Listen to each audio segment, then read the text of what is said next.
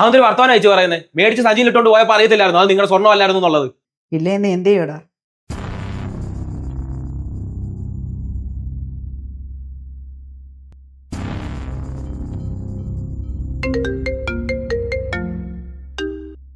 Hello sir, ഞാൻ അവരുടെ വീടെത്തി. ഇന്ന് ക്ലോസിംഗ് ടൈമിന് മുന്നേ താനെ ഗോൾഡ് എത്തിച്ചില്ലെങ്കിൽ ഉറപ്പായിട്ടും എനിക്കെതിരെ കേസ് ചാർജ് ചെയ്യും. സാറേ, ഞാൻ എന്തായാലും ഞാൻ ആ സ്വർണ്ണം മേടിച്ചോണ്ടേ വരത്തുള്ളൂ.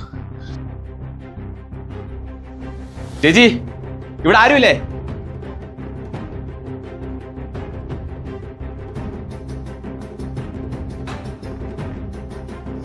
ആരാ? ചേച്ചി, ഞാൻ ബാങ്കിലെ സ്വർണം. ഓ സാറോ?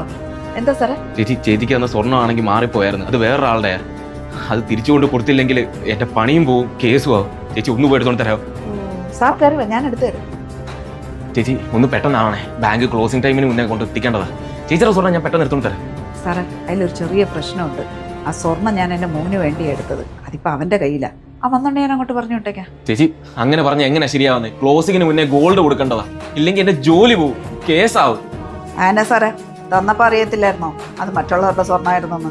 അതൊരു വർത്തമാനം അയച്ചു പറയുന്നത്. മേടിച്ച് സഞ്ചിയിലിട്ടോണ്ട് പോയപ്പോൾ അറിയത്തില്ലായിരുന്നു അത് നിങ്ങളുടെ സ്വർണ്ണം അല്ലായിരുന്നു എന്നുള്ളത്. മര്യാദയ്ക്ക് സ്വർണ്ണം ഇങ്ങ് തിരിച്ചു തന്നോ? ഇല്ലേന്ന് എന്ത് ചെയ്യൂടാ? ഇല്ലെങ്കിൽ നിങ്ങളെ നിങ്ങളുടെ മോനെ.